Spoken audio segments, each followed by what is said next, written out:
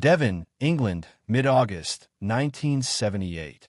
The kind of August where the heat lingers in the hedgerows and cicadas hum in the dry grass.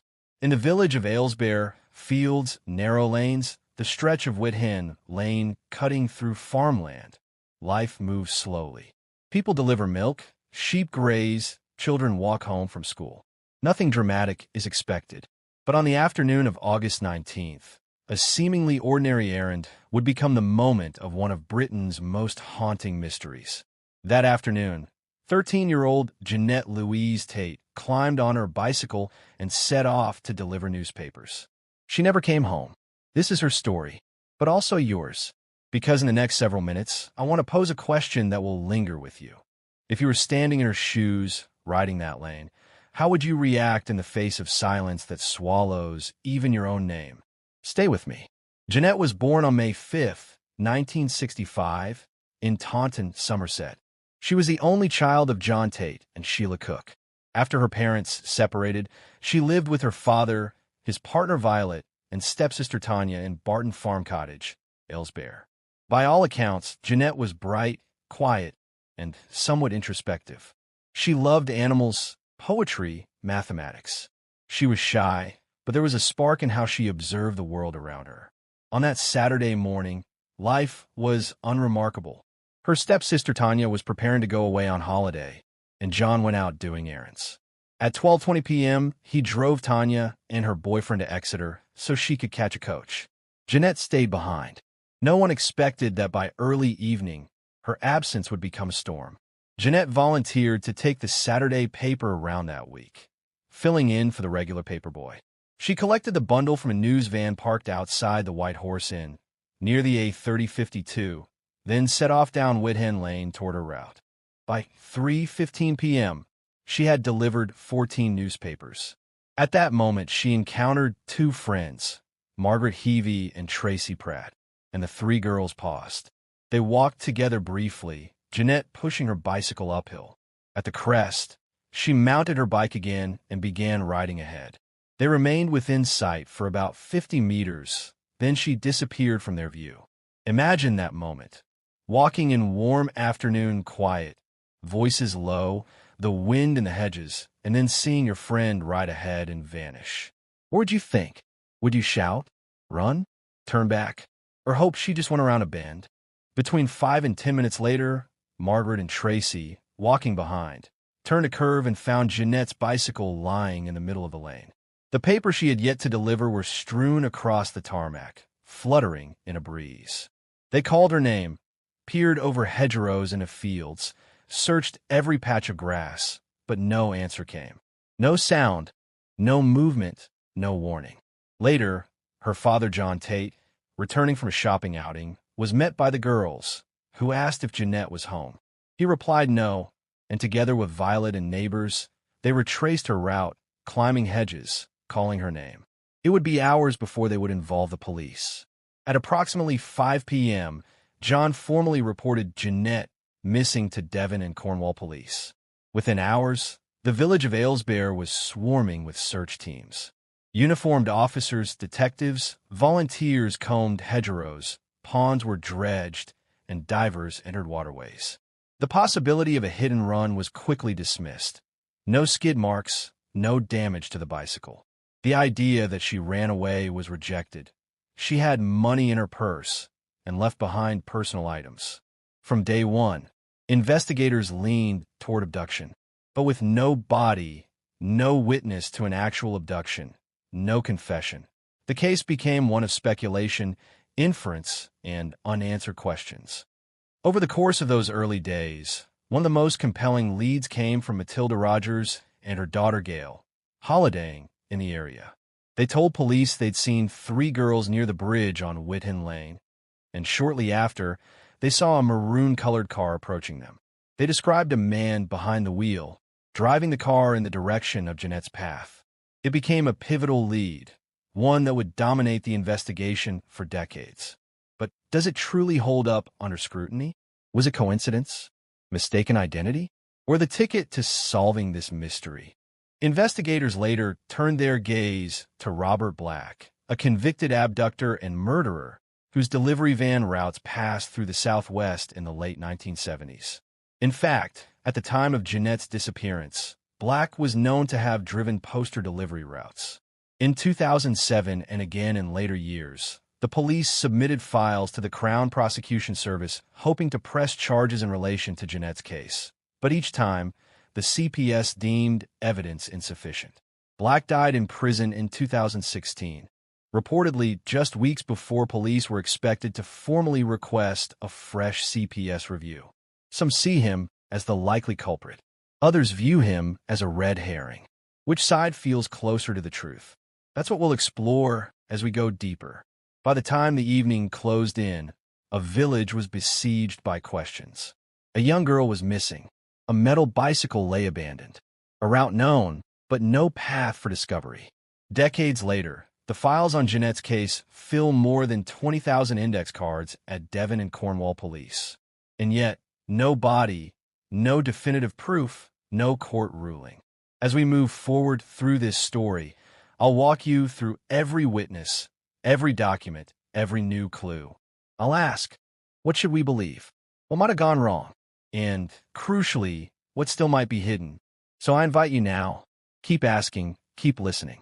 Because what appears silent may hold the key. What do you believe happened? To understand what happened to Genette Tate, we must first understand where it happened, the heart of Devon. Aylesbury in the late 1970s wasn't a place where doors were locked or children watched closely. The pace of life was gentle. People knew each other's dogs, tractors, and routines. The population then was barely 500, mostly farmers, retirees, and a few young families. Everyone waved to everyone else, which is why when Genette vanished, everyone noticed instantly. Decades later, locals still recall the way silence fell that evening.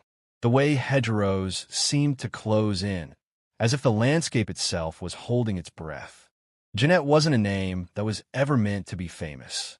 She was an ordinary girl, soft-spoken, a lover of animals, kind, gentle. Her teachers at CLYSD Hyden Primary remembered her as a dreamer, but one who always finished her homework. She adored her father, John Tate, a proud, working-class man who had built a quiet life in the countryside after separating from his wife, Sheila. Genette lived with John and his partner Violet, along with her stepsister Tanya. It was a loving home, modest, but filled with laughter and the aroma of Violet's cooking. On Saturday mornings, Genette helped with chores, fed the chickens, and sometimes cycled to the shop to buy sweets. Nothing about her life hinted at tragedy. And yet, within hours, it would become the center of Britain's longest-running missing child investigation. That day began like any other. The summer air was warm, still, almost golden. At around 2:30, Genette volunteered to deliver newspapers for a friend. She collected the bundle outside the White Horse Inn, an old pub sitting quietly near the junction of the A3052. She balanced the stack of newspapers in the basket fixed to her bicycle, adjusted her handlebar ribbons, and set off. From the White Horse, she turned into Whithen Lane, a narrow country road flanked by tall hedges. Her route was short, just 19 homes. The last confirmed sighting came from two of her friends, Tracy Pratt and Margaret Heavey, who walked behind her. They chatted briefly. Genette smiled, pedaled ahead, and vanished around a bend. 10 minutes later, her bicycle lay abandoned in the middle of that road. Newspapers scattered like leaves. No Genette. No sign of struggle. Nothing.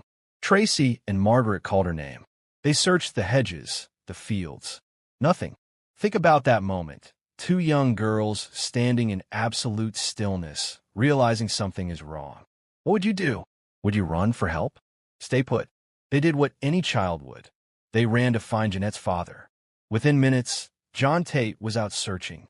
He scoured every inch of Whithen Lane, shouting his daughter's name until his voice cracked. But there was only wind and silence. By evening, police had arrived, and as night fell over Devon, an unprecedented search began. More than 100 officers, dozens of volunteers, and even the RAF helicopter were deployed. They searched barns, ponds, ditches, and old wells.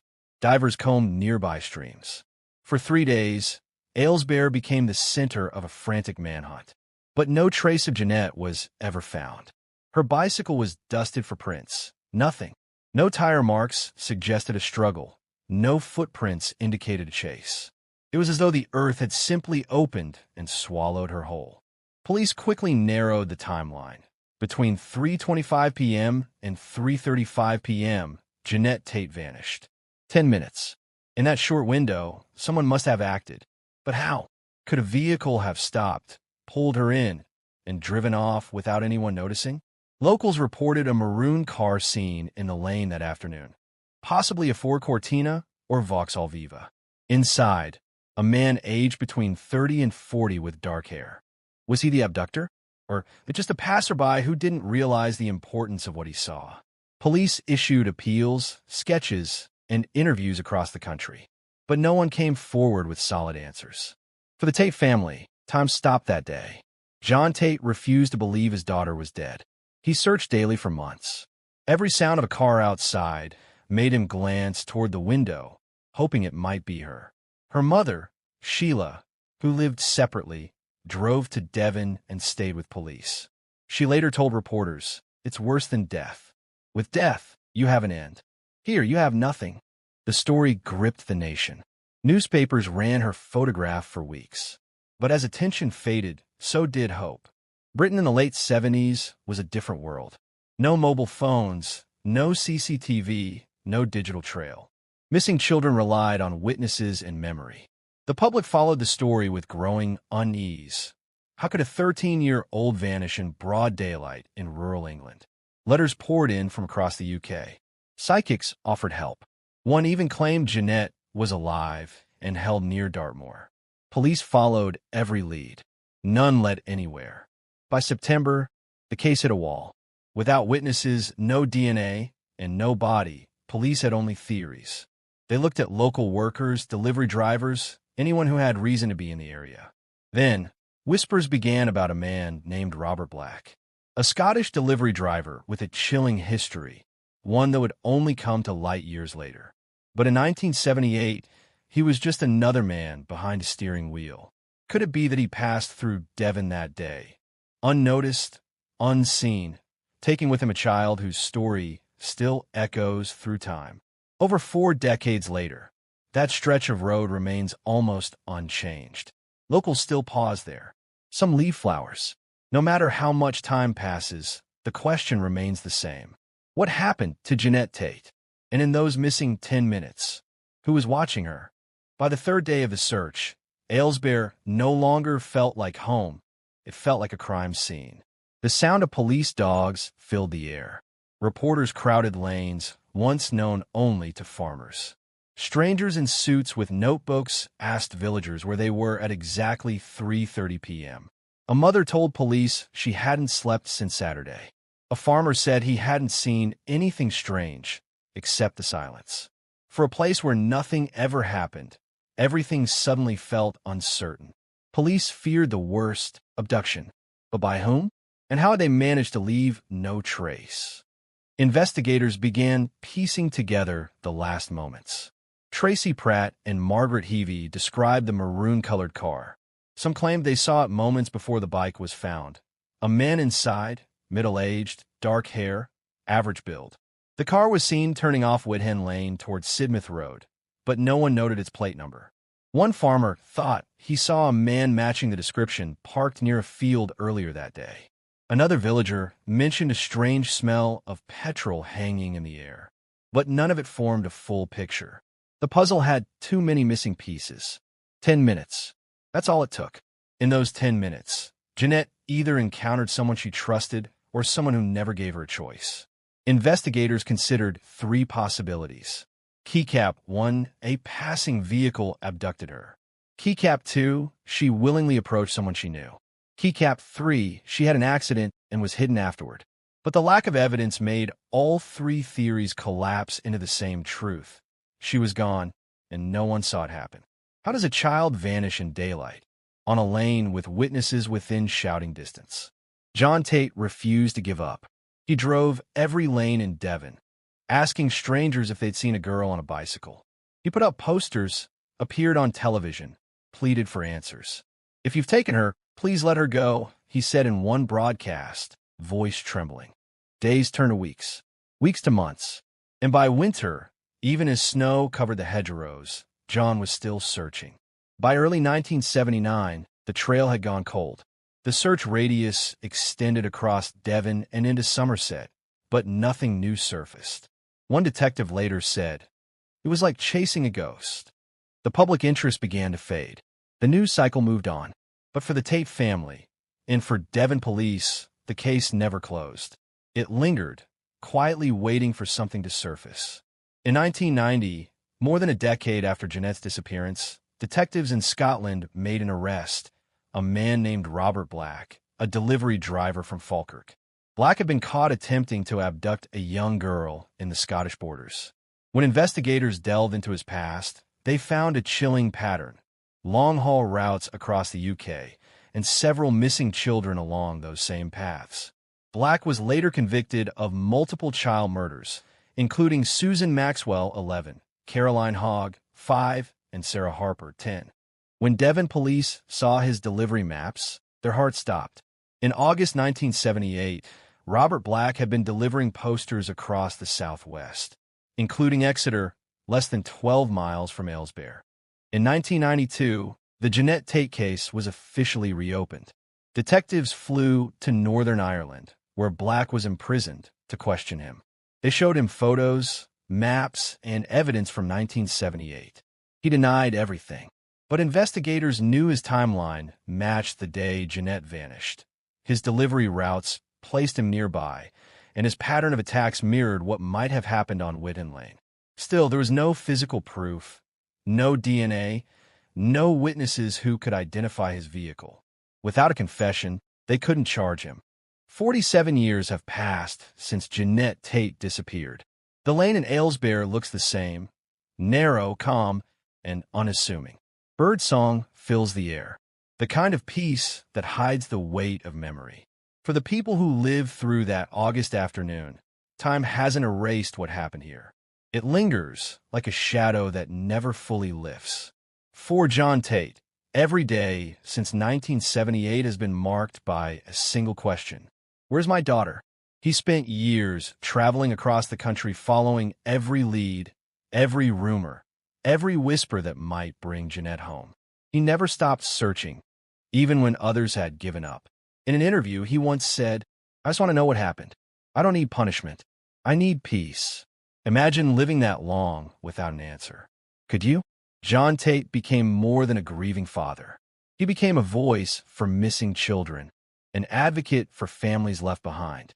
His persistence helped shape how British police handle missing persons today: faster responses, broader searches, and nationwide alerts. Because for every child like Genette, there were others: Sarah Harper, Caroline Hogg, Susan Maxwell, each one a story that could have been prevented if only someone had connected the dots sooner. Out of tragedy came change. The missing children's protocols we know today, the media appeals, the public alerts, the coordination between police forces, were strengthened because of cases like Genette's. Her name became part of a painful legacy, one that continues to protect children across the UK.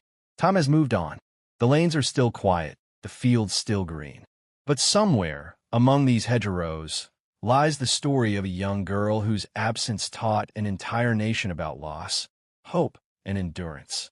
Some say her spirit still lingers, not in fear, but in the strength of her father's love and in the determination of everyone who continues to seek the truth. For those who remember Genette Tate, she isn't just a case file or a name on a police report. She's the reminder that even in silence, stories live on. And though justice may never have come in a courtroom, the search for truth, for answers, for closure continues.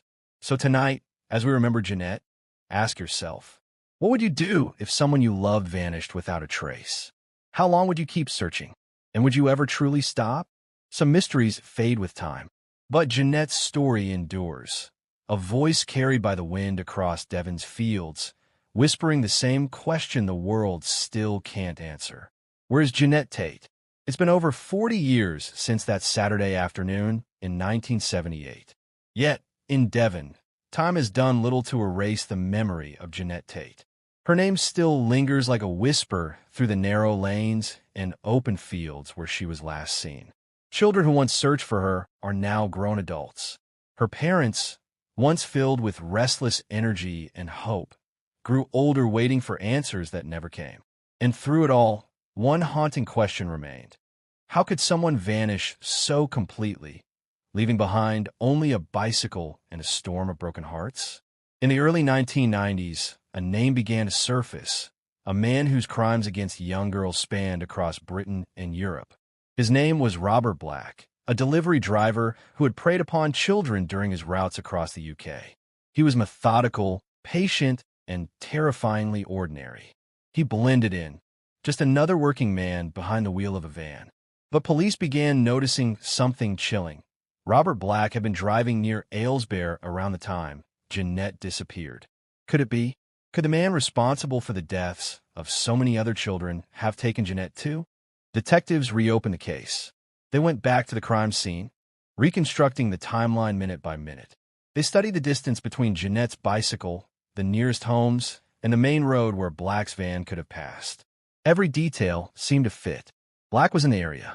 His victim profile matched. His methods, quick, silent abductions in daylight, mirrored what happened that August afternoon. But there was a problem. There was no physical evidence linking him to the scene. No DNA, no witnesses, no confession. Only patterns. Horrifyingly consistent patterns. For John and Violet Tate, the pain never softened. Every anniversary, every mention of Robert Black in the news reignited their hope and their grief. They wanted closure, yes, but more than that, they wanted truth. John once said in an interview, "I can't die not knowing what happened to my little girl." Years passed, and the world moved on. But for the Tates, time had frozen on that one summer day in 1978. How do you move forward when every sunrise reminds you of the day your child never came home? In 2014, after decades of speculation, Devon and Cornwall police announced that Robert Black had finally been charged with the abduction and murder of Genette Tate. It was a moment many thought would never come. The investigation had spanned generations of officers, each one inheriting the same file, the same haunting photographs, the same unfinished story. But before the trial could begin, fate intervened once again. In 2016, before he could face trial, Robert Black died in prison. And with his death, the chance to ever hear the truth from his own mouth died too. Was he guilty of abducting Genette Tate? Did he take the secret to his grave? The evidence was circumstantial, yet disturbingly persuasive. Police believed he was responsible. The Tate family believed it too. But belief is not the same as proof. To this day, no trace of Genette has ever been found. No remains, no belongings, just silence. Was Robert Black truly the man behind her disappearance? Or is there still someone out there who knows the truth? Some locals claim they've seen things. Others believe Black wasn't working alone. And then there are those who quietly suggest that maybe, just maybe, Genette's disappearance was something the world was never meant to solve. In the heart of Aylesbury, a small plaque bears her name. A reminder that behind every headline, every theory, every cold case, there's a family that never stopped hoping. Genette Tate would have been in her late 50s today, perhaps with children of her own. But instead, she remains forever 14, forever missing, forever loved. Some stories don't end, they echo. And as long as there are those who remember, Genette's story will never fade. What do you think really happened to Genette Tate that afternoon in 1978? Was justice ever truly served? Share your thoughts in the comments below, and let's keep her story alive. Decades later, the countryside remains almost unchanged. The same roads, the same hedgerows. Only the people and their memories have aged. Sometimes silence is louder than words. And in Aylesbury, silence is what remains. No one saw what happened. No one heard a scream. Just a bicycle left behind, and a question that still haunts the air. Where did Genette Tate go? Today, the world of crime investigation is unrecognizable compared to 1978. We have DNA sequencing, geospatial tracking, and forensic genealogy, tools that have solved decades-old mysteries once thought impossible. So naturally, the question lingers. Could technology finally reveal what really happened to Genette Tate? Police have revisited the evidence more than once. But the truth is, there's nothing left to test. No body, no clothing, no physical trace. Sometimes, even science needs a story to begin with. And in this case, the story still lives in shadows. Over the years, countless theories have emerged. Some point firmly at Robert Black, a man whose trail of terror fits the timeline too perfectly to ignore. Others suggest a local connection, someone who knew Genette, who knew her route, who waited for the right moment. And then there are those who believe the truth may lie buried somewhere within those Devon fields, waiting for a hiker, a farmer, or fate itself to finally uncover it. What do you believe? Do you think justice was done? Or did the truth slip away, just like Genette did that summer afternoon? For the Tate family, every unanswered question is a wound that never truly heals. John Tate passed away still searching for closure. And though he never got his answer, he left behind something powerful: awareness. His relentless advocacy helped change how missing children's cases are handled across Britain. Because of him, no child's disappearance would ever again be treated as just a runaway. That's Genette's legacy, and her father's too. Genette Tate's story didn't just fade into archives. It shaped a nation's awareness. It became one of the UK's longest-running missing person investigations. Her name was taught in criminology courses, featured in documentaries, discussed in Parliament, and remembered by those who saw her face on every front page. Even now, her story resurfaces whenever a child goes missing, whenever an unsolved case makes headlines. Because Genette's case reminds us how fragile safety can be and how quickly innocence can vanish. Sometimes, closure isn't about finding remains or convicting a suspect. Sometimes it's about remembering and refusing to let a story die. Genette's spirit, her laughter, her dreams, they live on in the people who never stopped saying her name. And though her body was never found, her story found a home in the hearts of millions who heard it and felt it. Because this is not just a story about loss. It's a story about love that never gave up. 47 years later, we still don't know what really happened to Genette Tate. But we know who she was: a daughter, a friend, a life interrupted. So tonight, as you turn off this video and return to your world, remember her name. Because stories like Genette's remind us why truth matters, why justice matters, and why we must never stop asking the hardest questions, even when the answers never come. If you know something, anything about what happened to Genette Tate, someone, somewhere, still deserves to hear the truth. Because no mystery truly ends until the truth is found. Behind every unsolved mystery is a story that matters. Subscribe and help keep their stories alive.